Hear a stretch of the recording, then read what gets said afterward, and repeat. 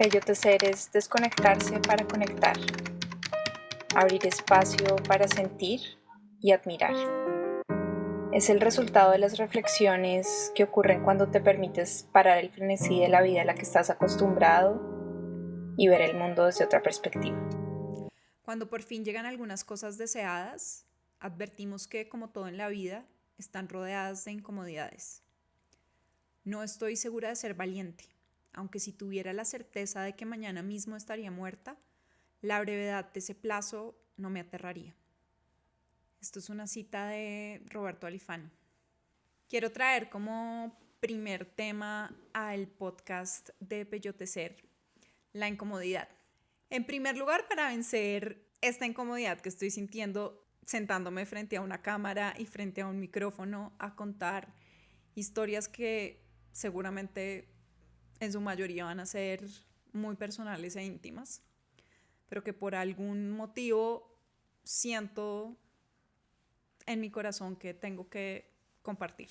Lo segundo, porque estas reflexiones sobre la incomodidad fueron tal vez de las primeras que surgieron cuando nos fuimos en Peyote y que acompañaron todo el viaje y me acompañan aún hoy constantemente. Y tercero, porque después de la pregunta de cuáles fueron los lugares que más les gustaron, cuáles son los imperdibles del viaje, las preguntas acerca de la experiencia y si esta fue cómoda o incómoda es tal vez como el segundo tema más taquillero. Y yo entiendo perfectamente porque la incomodidad y enfrentarme a ella era uno de mis mayores temores antes de salir. Pero esta experiencia lo que me ha dado es la capacidad de reconciliarme con la incomodidad, incluso de quererla y buscarla. Así que espero que me acompañen en este viaje para que entiendan por qué Peyote me ayudó a transformar mi visión sobre la incomodidad. Bienvenidos a Peyotecer. Y voy a arrancar este episodio contándoles que antes de irnos a este viaje, Alejandro y yo fuimos a Ciudad Perdida a hacer una caminata de 5 días. Para quienes no conozcan Ciudad Perdida, es un lugar sagrado para las comunidades que viven en la sierra. Uno duerme en campamentos a los que llega cada día, que son muy básicos y rústicos, con unas camas, con unas colchonetas, unos anjeos y baños, pocos baños para todos los caminantes, que a veces son 40, 50 o 100 personas. Y recuerdo que más o menos el tercer día de la caminata, después de llegar muertos de un día muy exigente físicamente, y me enfrenté con la bañada en las chanclas, con jabones de otras personas en el piso y pelos pegados en la pared. Eso me generó muchísimo malestar, al punto que me hizo empezar a pensar si yo iba a ser capaz realmente de tener esa experiencia en la que me estaba embarcando. Para ese momento ya habíamos comprado la camioneta y ya el plan casi que era irreversible para mí.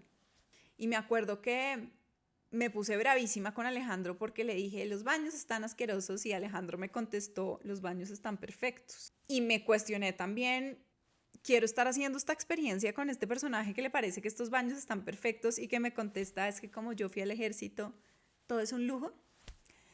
Todavía cada vez que me saca al ejército me exaspera, pero sí creo que hay algo de verdad en que todo depende de la perspectiva. Y en ese momento para mí era catastrófico lo que estaba viviendo. Entonces, cuando diseñamos a Peyote, yo puse el pie en la raya diciendo que Peyote tenía que tener un baño para protegerme un poco de este tipo de circunstancias. Y porque además el baño para mí es un espacio realmente importante. Peyote tiene un baño con una ducha con agua caliente y un baño químico. Lo interesante es que ese baño químico nunca se usó. La ducha de Peyote fue principalmente un depósito, muy buen depósito, pero un depósito. Y sí nos bañamos un par de veces, pero si nos bañamos 5 o 6 veces en la camioneta, no nos bañamos más. lo cual implicó que en el día a día de esta experiencia nos teníamos que bañar en duchas de campamentos, en duchas de estaciones de servicio, y la gran mayoría estaban bastante limpias y decentes, tengo que decir, pero no todas.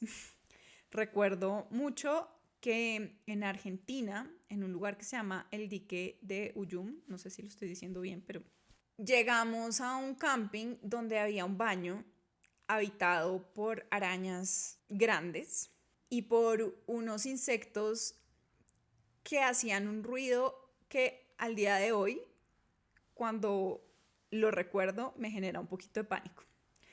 Era como un aleteo tipo súper intenso y yo sentía que si esos bichos me caían encima, iba a morir. Entonces, me acuerdo perfectamente entrar a ese baño después de todo un día de ruta y después de haber hecho ejercicio, diciendo como por favor, animales, déjenme bañarme, ustedes conserven su lugar y yo conservo el mío.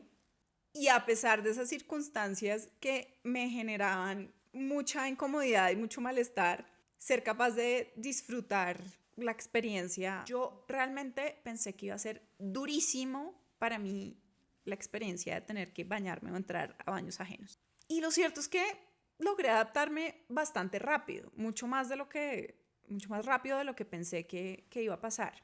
Y creo que una cosa que me ayudó a que esto fuera así es que cada vez que me tenía que enfrentar con entrar a un baño, sobre todo aquellos que no estaban tan limpios, era preguntarme si cambiaría esa experiencia que estaba viviendo por garantizar tener un baño lujoso, impecable y confortable todos los días durante este año.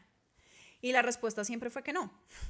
La respuesta fue que no cambiaría esa experiencia que estaba viviendo y no cambiaría todo lo que estaba pasando dentro de mí y la posibilidad de experimentar todos estos lugares que estaba conociendo por garantizar tener esa comodidad física. Y eso detonó varias preguntas en mí. Uno, ¿cuál era el valor y la importancia que yo le estaba dando a esas circunstancias físicas y a eso que yo definía como comodidad antes de salir al viaje? Y me di cuenta que primero mi concepto de comodidad estaba absolutamente atado con vivir un estilo de vida que me garantizara vivir donde quisiera, tener las cosas que quisiera, tener cosas lindas y confortables, pero que no estaba tan asociado a cómo me sentía en el día a día.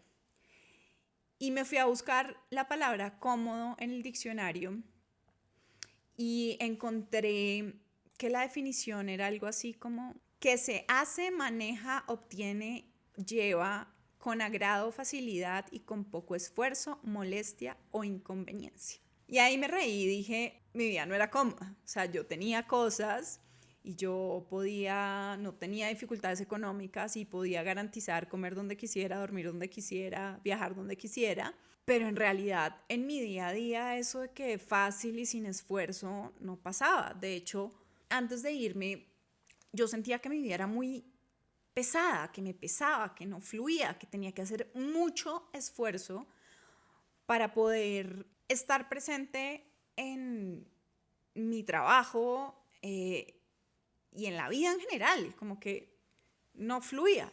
Era algo que yo tenía que forzar. Y como que me tenía que obligar a vivir. Y de ese sentimiento surge un poco la necesidad de tomarme ese espacio. Si no lo han visto, a quienes estén oyendo, yo di una charla justo después de llegar del viaje. Voy a dejar el link abajo por si la quieren ver. Y grabé un episodio del podcast Instrucciones para Florecer de María José Ramírez, donde también hablo un poco de qué me llevó a tomar ese paso. No me voy a detener mucho más en este episodio sobre este tema. Les sugiero que vayan a estos recursos. Y es así como esa experiencia de incomodarme usando baños que no eran míos me dio tesoros. El primero, entender que uno se puede adaptar a todo mucho más fácil de lo que cree que se puede adaptar. El segundo, la capacidad de entrenar a mi mente a aceptar lo que hay en cada momento y a escoger, en vez de amargarme por no tener algo que anhelo, un baño limpio y que solo pueda usar yo, agradecer por eso que sí tengo, por eso que tengo disponible en ese momento y que igual me puede generar una sensación placentera si así lo decido.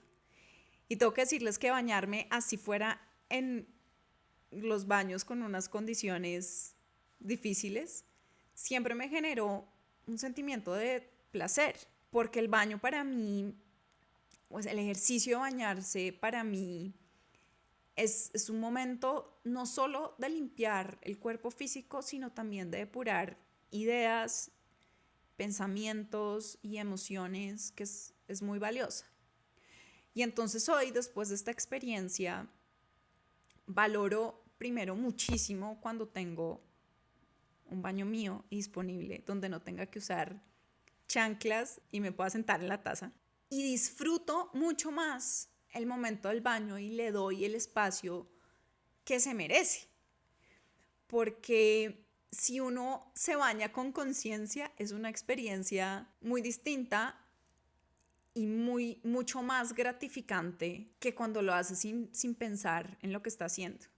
Sentir el agua en el cuerpo, sentir el olor del jabón y del shampoo, masajearse el pelo, puede ser una experiencia extremadamente placentera y que tenemos a la mano. Sí.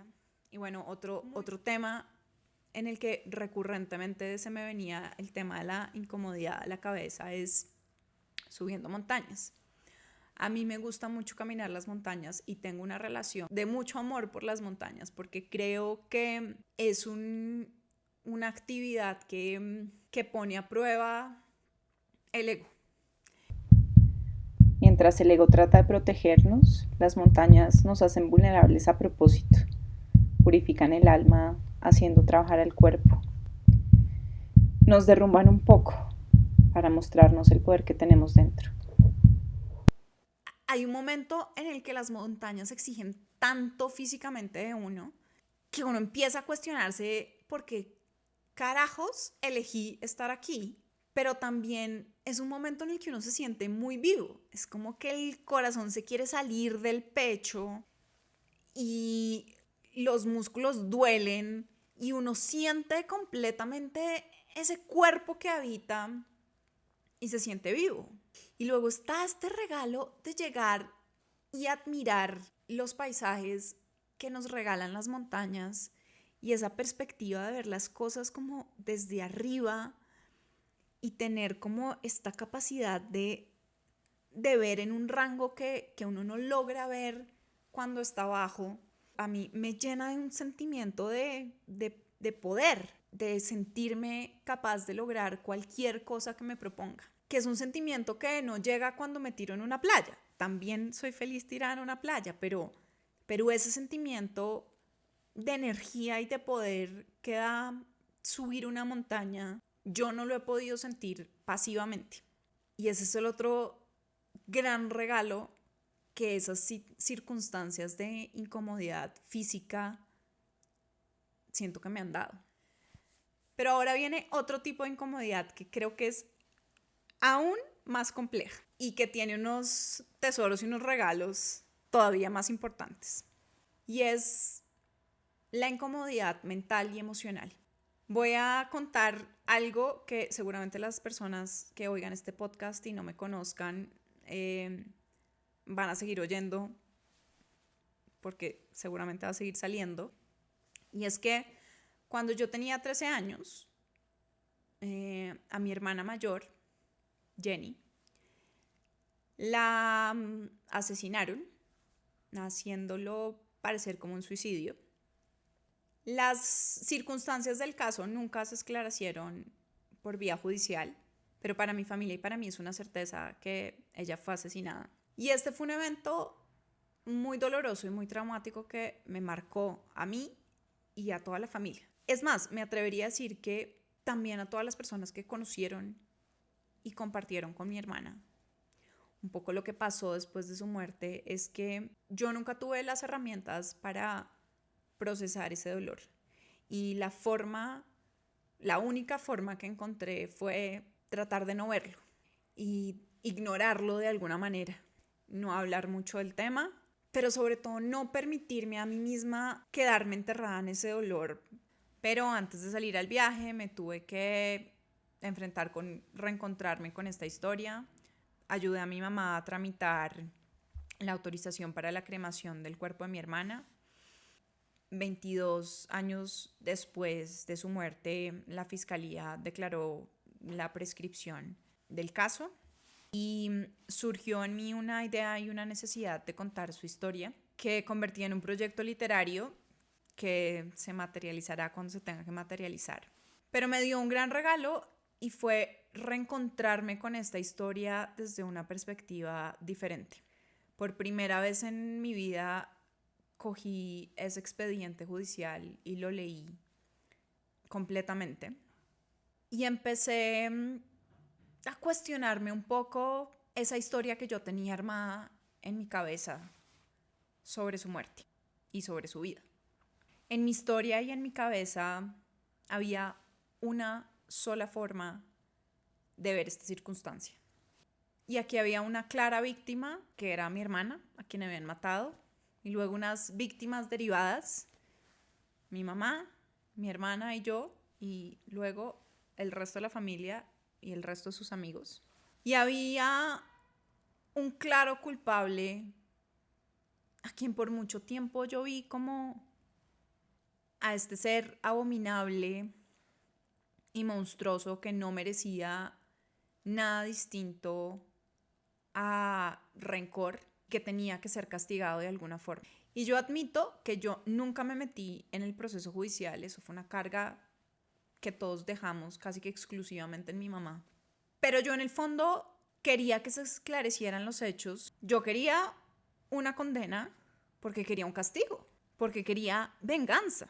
Esa es la realidad. Y me generaba mucho ruido y me tallaba mucho que otras personas de la familia salieran diciendo que nosotros como familia habíamos perdonado.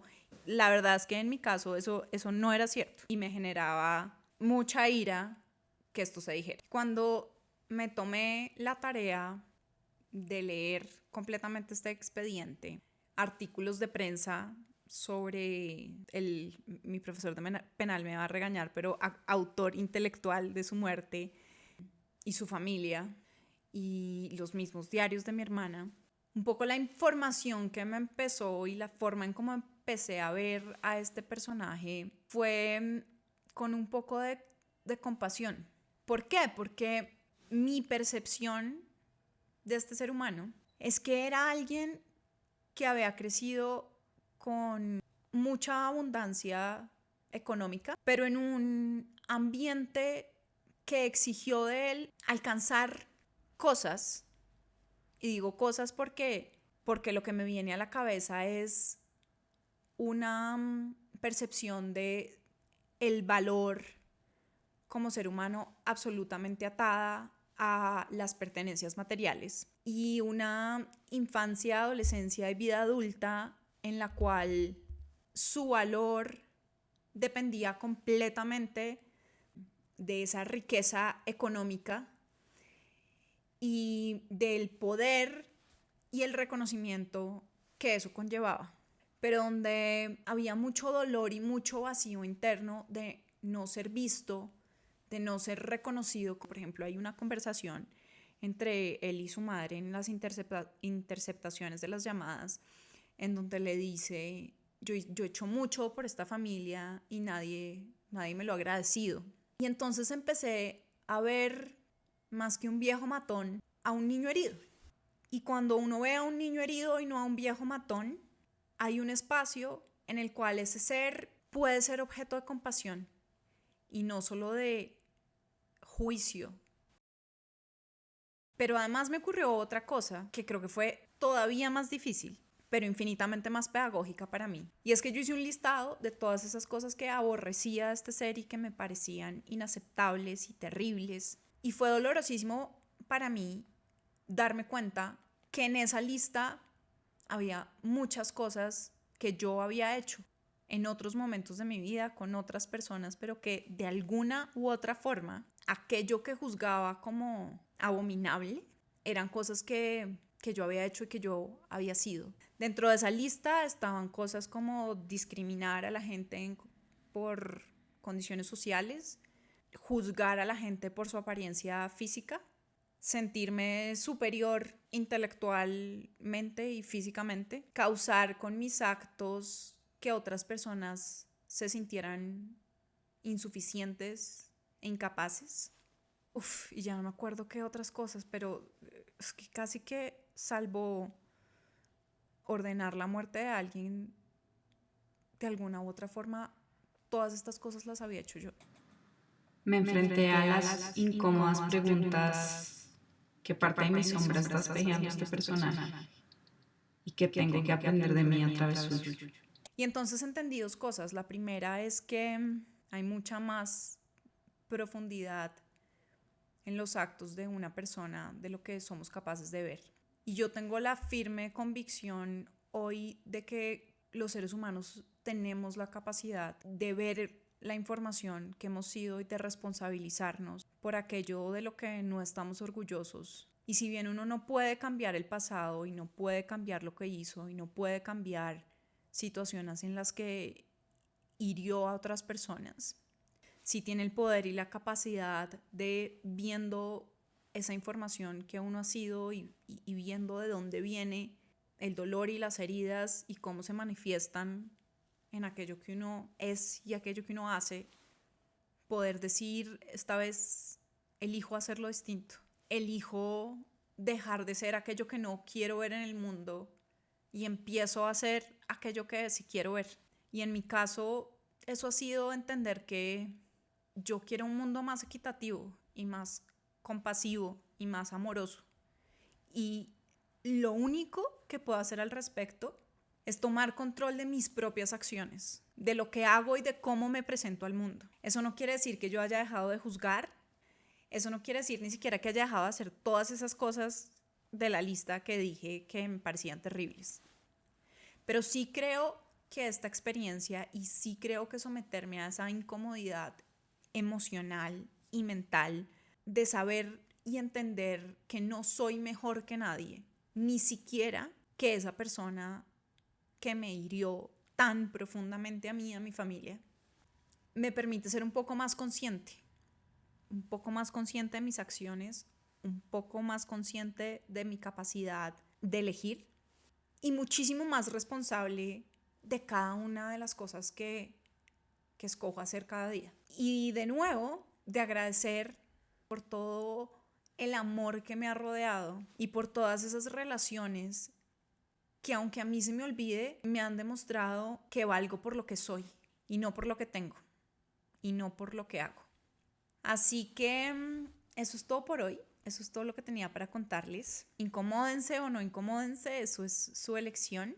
Pero si le temen mucho a la incomodidad, espero que estos ejemplos les sirvan para por lo menos cuestionarse un poco ese valor tan gigantesco que le damos a no incomodarnos. Y para volver a la cita con la que inicié este episodio, creo que pocas cosas he anhelado tanto en la vida como este espacio de este año sabático que me he tomado. Y sin embargo, cuando llegó, pues llegó lleno de incomodidades que hoy agradezco infinitamente y que me han permitido tener este sentido renovado de amor a la vida y a la experiencia humana. Y que paradójicamente me han hecho reconciliarme mucho con la idea de que si me queda poco tiempo, que ojalá que no, pero si me quedara poco tiempo, esa idea no me aterraría. Y siento que podría morir en paz sintiendo que viví en mi ley y sintiendo que elegí desde el corazón. Muchas gracias por peyotecer con nosotros. Los esperamos en un nuevo episodio de este podcast. Si disfrutaron del contenido de este podcast, pueden seguirnos en la plataforma de podcast de su preferencia y en nuestra cuenta de YouTube peyote.ser by Paula Uritica.